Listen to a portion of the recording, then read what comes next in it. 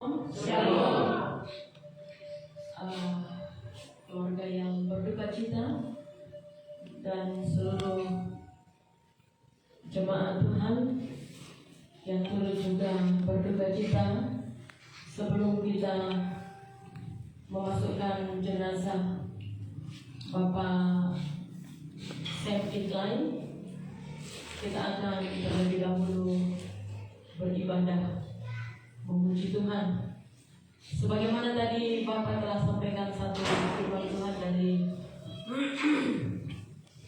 Ratapan pasal 3, segala sesuatu ada waktunya. Maka dari itu waktunya kita untuk memuji Tuhan, tetap kita menaikkan syukur kepada Tuhan, ya, tetap kita menaikkan syukur kepada Tuhan. Pengkhotbah 3 tadi berkata, segala sesuatu ada waktunya.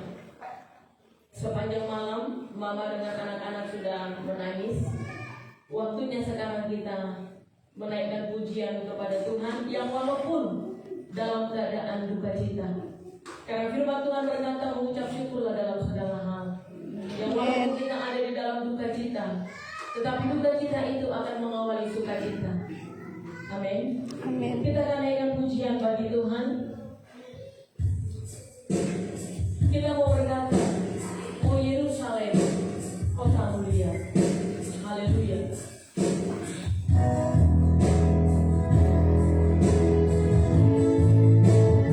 Kakak itu mana ada orang yang mau bikin masak dulu.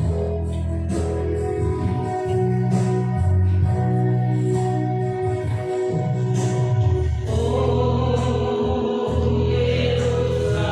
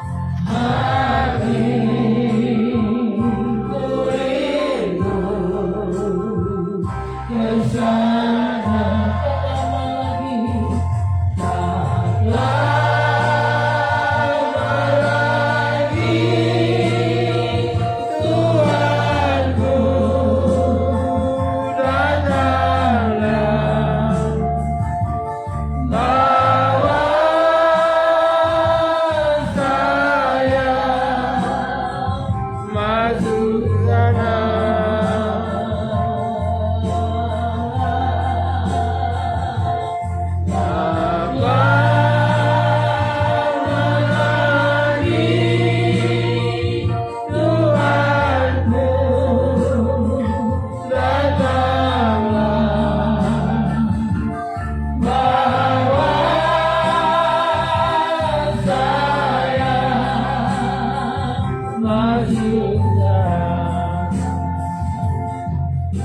Kita satu di dalam doa.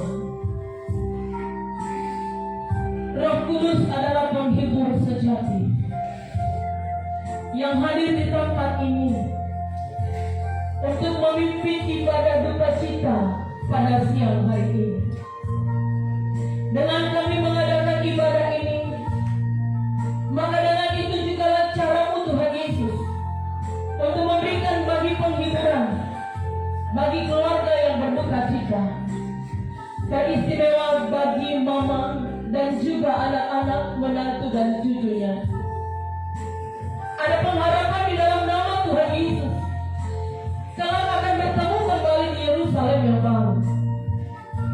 Maka dari itu Tuhan Yesus, mari Engkau menguduskan, menyucikan ibadah ini, dan Engkau yang akan mengurapi kami yang melayani hari ini. Engkau yang memimpin dari awal, pertengahan hingga pada akhirnya. Di dalam nama Tuhan Yesus Kristus kami habiskan ibadah duka cita ini. Haleluya. Amin. Kita akan siapkan hati kita untuk mendengarkan firman Tuhan. Namun kita akan menaikkan satu pujian bagi Tuhan. Ada pertemuan di udara. Haleluya.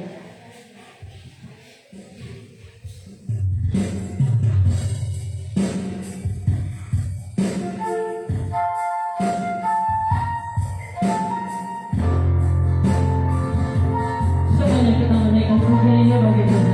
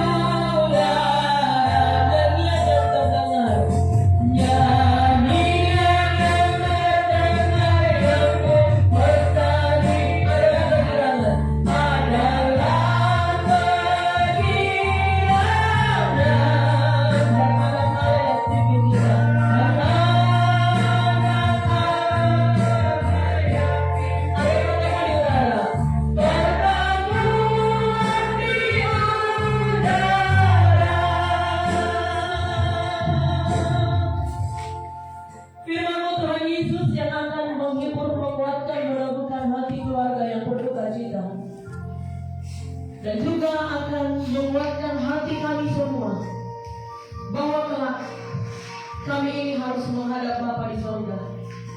Dengan cara kematianlah kami bisa bertemu dengan Engkau. Dan tangisan-tangisan yang ada saat sekarang ini, Roh Kudus yang akan memberikan penghiburan. Firman Allah yang ditaburkan itu akan menguatkan hati kami semua, meneguhkan iman percaya kami di dalam Kristus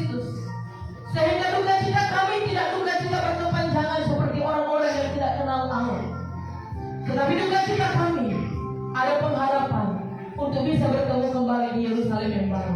Terima kasih Bapa, telah kami siapkan hati kami untuk diberkati dengan kebenaran firman-Mu. Dalam nama Tuhan Yesus, kami berdoa, haleluya. Amin. Puji Tuhan, saudaraku yang dikasihi oleh Tuhan Yesus, keluarga yang bersukacita dan mama khususnya yang begitu setia mendampingi Bapak selama ada di rumah sakit.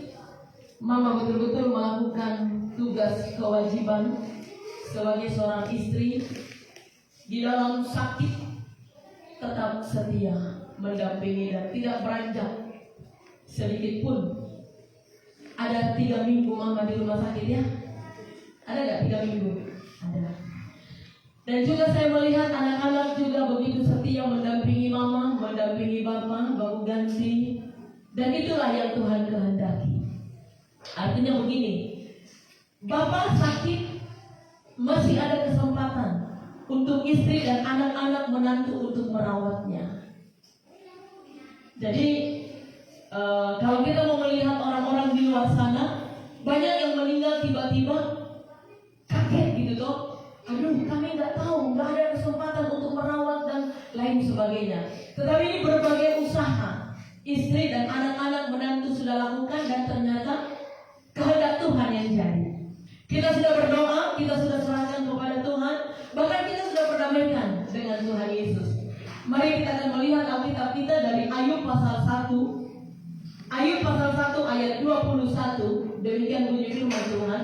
Katanya, dengan telanjang aku keluar dari kandungan ibuku, dengan telanjang juga aku akan kembali ke dalamnya. Tuhan yang memberi, Tuhan yang mengambil, terpujilah nama Tuhan. Kita yang hidup ini ibarat kata sudah ada di dalam antrian. Seperti orang yang sedang beli tiket, antri baris 1. Begitulah kita di hadapan Tuhan, menunggu nomor giliran. Giliran siapa yang akan menghadap Tuhan, tidak ada yang bisa menolak. Kalau mungkin ketika kita mau beli tiket antri, yang di belakang mau pengen ke depan, yang di depan mau pengen ke belakang, bisa. Itu untuk beli tiket. Tetapi kalau antri nomor di hadapan Tuhan, yang sudah dipanggil nomor 320 contohnya, oh saya jangan 320 Tuhan, saya pindah ke nomor 500 saja dah. Biarkan yang nomor 3, yang nomor 500 gantikan nomor saya. Nggak bisa, saudara. Tidak ada satupun yang bisa menolak kematian. Sebab dengan kematian kita harus bertemu dengan Tuhan Allah pencipta kita lewat kematian. Dan mengapa harus terjadi kematian? Sejak jatuhnya manusia ke dalam dosa, yaitu Adam dan Hawa. Dan yang kedua, seperti saya katakan tadi, dengan cara kematian kita bisa bertemu kepada pencipta kita. Jadi tidak perlu mau disesali.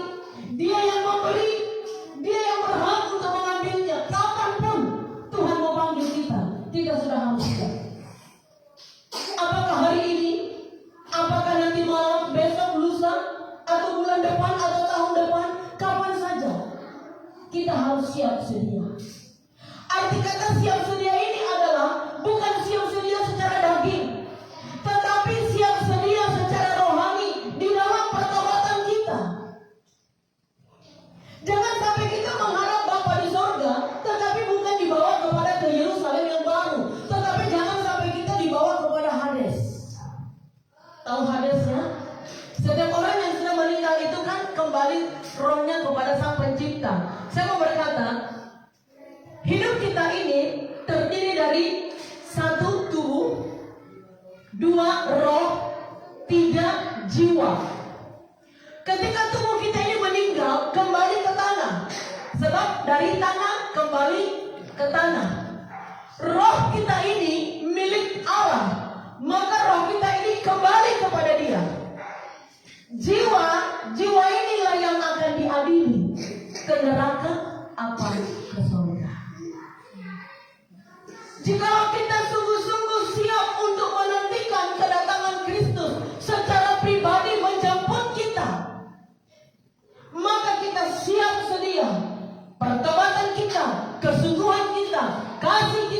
Jangan sampai jiwa kita ini binasa dalam neraka, tetapi biar jiwa kita ini masuk ke dalam Firdaus. Amin. Sewaktu Bapak turun dari Wamena, begitu turun dari Wamena beberapa hari kemudian, saya datang berdoa. Saya datang berdoa, yang saya doakan pertama kali apa? Saya tahu Bapak udah menjadi orang yang percaya kepada Kristus. Saya tahu Bapak juga setia di dalam doa. Saya tahu Bapak juga sungguh-sungguh di dalam iman. Tetapi ada satu hal yang perlu kita lakukan, diperdamaikan dengan Allah. Kenapa? Karena setiap hari mungkin lewat ketidaksengajaan atau mungkin lewat sengaja kita ada melakukan kesalahan di hadapan Tuhan, jadi diperdamaikan. Langsung itu yang pertama kali saya kerjakan, saya perdamaikan. Saya tuntut Bapak berdoa, ikuti Bapak, saya berdoa. Di akhir doa itu saya bilang begini, dan Bapak juga ucapkan, tuliskanlah namaku Tuhan dalam kitab kehidupan surga, sehingga suatu saat ketika aku meninggalkan dunia ini, aku sudah ada di surga, sebab namaku tertulis dalam kitab kehidupan surgawi. Jadi pada waktu itu sudah ditulis. Pada waktu itu Bapak sudah minta ampun. Dan tidak tahu saya anak-anaknya sudah pada minta ampun sama Bapak belum, saya tidak tahu. Tetapi yang paling utama adalah almarhum pada waktu itu sudah minta ampun kepada Tuhan. Semua dosa yang dia kerjakan sudah minta ampun kepada Tuhan. Dan sampai akhirnya anak-anak bawa ke rumah sakit, dan mama juga turun dari Wamena. Dan di dalam doa saya juga itu saya ucapkan kepada Tuhan, biarkan namanya tetap di dalam kitab kehidupan itu dan tidak dicoret. Awalnya mungkin nama kita sudah ada tertera di dalam buku kitab kehidupan surga, tetapi bisa saja nama kita dicoret. Kenapa? Karena kita menyimpang dari kebenaran firman Allah. Maka dari itu siap sedialah, karena tidak ada yang tahu kapan maut datang menjemput. Siap sedia, bangun imanmu, bangun rohanimu, bangun berdoa, ibadah, laksanakan tugas dengan baik. Tanggung jawab di hadapan Tuhan, melayani Dia, itu yang paling utama. Amin. Selanjutnya kita lihat di dalam Wahyu pasal 14. Wahyu 14 ayat 13. Demikian bunyi firman Tuhan, dan aku mendengar suara dari surga berkata, tuliskan, berbahagialah orang-orang yang mati dalam Tuhan sejak sekarang ini, sungguh kata Roh, supaya mereka boleh beristirahat dari jelita mereka, karena segala perbuatan mereka menyertai mereka. Berbahagia orang yang mati di dalam Tuhan sejak sekarang ini. Kalau saya mau berkata, Bapak Septi Clay almarhum meninggal mati bukan di luar Tuhan. Ketika beliau sakit, bukan dukun yang dipanggil, bukan ahli nujum yang dipanggil, bukan paranormal yang dipanggil, tetapi almarhum menyuruh anak-anaknya memanggil hamba Tuhan. Itu yang dia lakukan. Dan istri dari Wamena juga berkata demikian, panggil hamba Tuhan. Kenyataannya di dunia ini banyak orang yang sakit di luar Tuhan, meninggal di luar Tuhan. Ketika sakit parah, bukannya dokter dan pendeta yang dipanggil.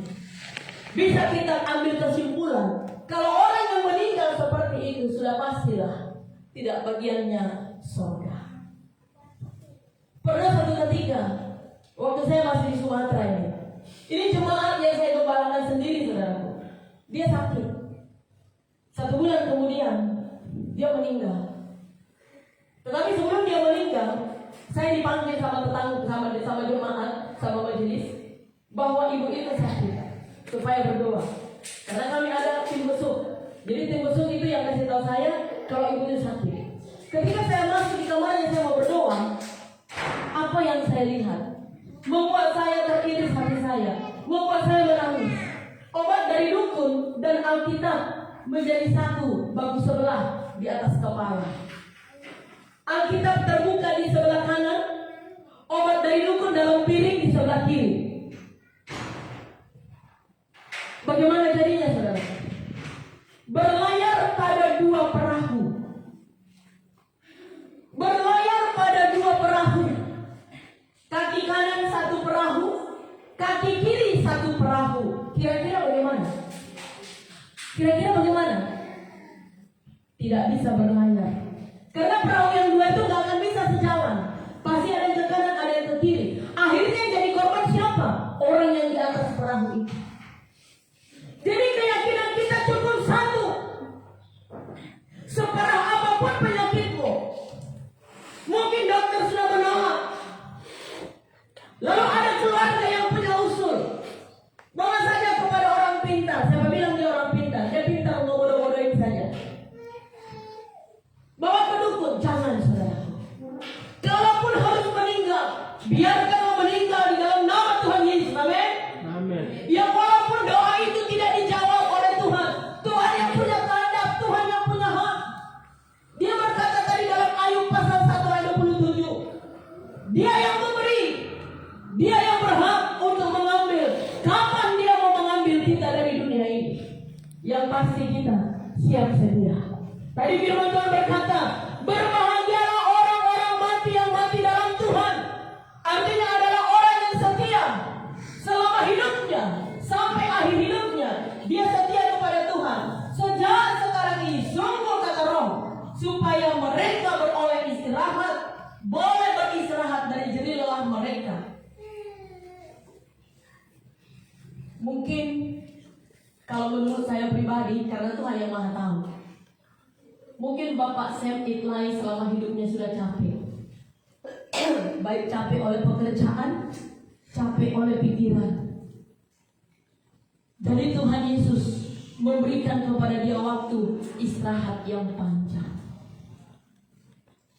Tidur sendiri tanpa ditemani oleh siapapun. Tidur sendiri, tidak ada istri mendampingi di sebelah seperti biasanya. Tidak ada anak-anak, tidak ada cucu.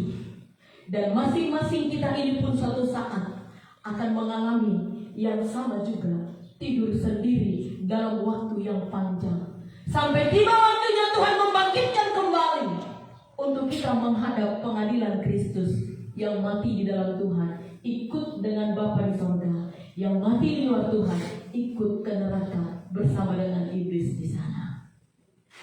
Maka dari itu saudaraku, baik istri, baik anak-anak, menantu, kesetiaan orang tua di dalam mengiring Tuhan, supaya itu menjadi teladan. Jangan sesudah almarhum dikebumikan, lalu mama pergi kemana imannya, anak menantu pergi kemana imannya. Karena banyak saya lihat seperti itu. Begitu bapak rumah tangga tidak ada di tempat, anak-anak sudah lari imannya entah kemana-mana. Ibadah juga tidak, melakukan firman juga tidak, banyak seperti itu. Tetapi harapan saya, dan yang Tuhan mau juga, walaupun Bapak Sam Iklai almarhum sudah tidak ada lagi, istri dan anak-anak, menantu cucu, biarlah tetap ada di jalurnya Tuhan. Amin. Karena saya tahu mama juga sebagai pendoa semangat, dan tingkatkan pekerjaan itu sebagai seorang pendoa semangat. Mama sudah sangat begitu mengerti firman Allah, menangis tidak salah. Sebab kalau disimpan-simpan di sini seperti tadi malam saya lihat, loh ini mama kok sesak nafas, jangan-jangan sampai masuk ke ruang ASU lagi nanti di oksigen, saya pikir tuh. Lalu saya ajak berdoa, anak-anak menantu saya ajak berdoa. Di situ Roh katakan, mama ini tidak dia keluarkan isi hatinya. Lalu saya bilang, mama menangis, keluarkan semua isi hatimu, unek-unek menangis, mau menjerit, mau berteriak, silakan. Lalu akhirnya mama menangis, lega. Asalkan jangan sampai mama, anak-anak, menantu menangis seperti cara orang yang tidak percaya kepada Kristus. Orang yang tidak percaya kepada Kristus menangis untuk keluarga yang meninggal, tangisan mereka tangisan yang tidak ada pengharapan. Tetapi keluarga ini, mama dan anak-anak, menantu, cucu semua adalah orang yang percaya kepada Kristus, maka tetaplah tangisannya itu sesuai dengan apa yang Tuhan mau. Karena Tuhan Yesus juga pernah menangis kok. Ketika ada seorang ibu, anaknya meninggal, dia menangis. Menangis itu wajar. Amin. Karena ditinggal untuk selamanya. Makanya tadi malam saya katakan kepada anak-anaknya, biarkan mama menangis, jangan dilarang. Belahan jiwanya loh yang pergi ini. Jantung hatinya yang pergi ini. Bukan pergi untuk besok lusa kembali, tapi pergi untuk selamanya. Bertemu kembali di Yerusalem yang baru. Haleluya. Kita akan memasukkan jenazah, tetapi kita menyanyi terlebih dahulu.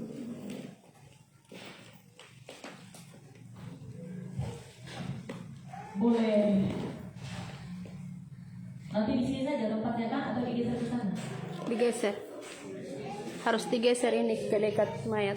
Oke, kalau begitu digeser dulu supaya almarhum bisa dikasih masuk ke dalam. Bapak-bapaknya tolong.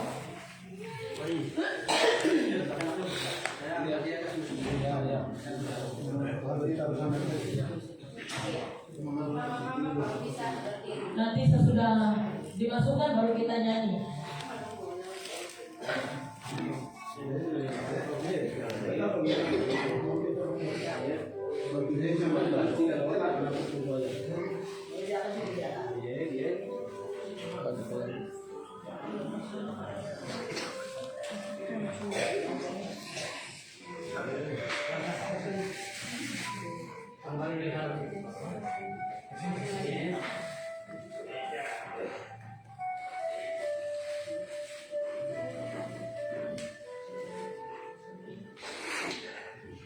Ya, boleh langsung dikasih masuk saja Bapak-bapak.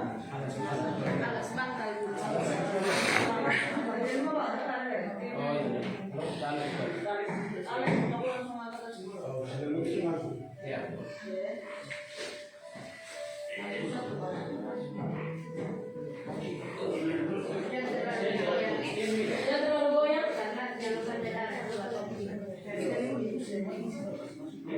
Selimut di atas juga ada? Supaya dia tidak goyang.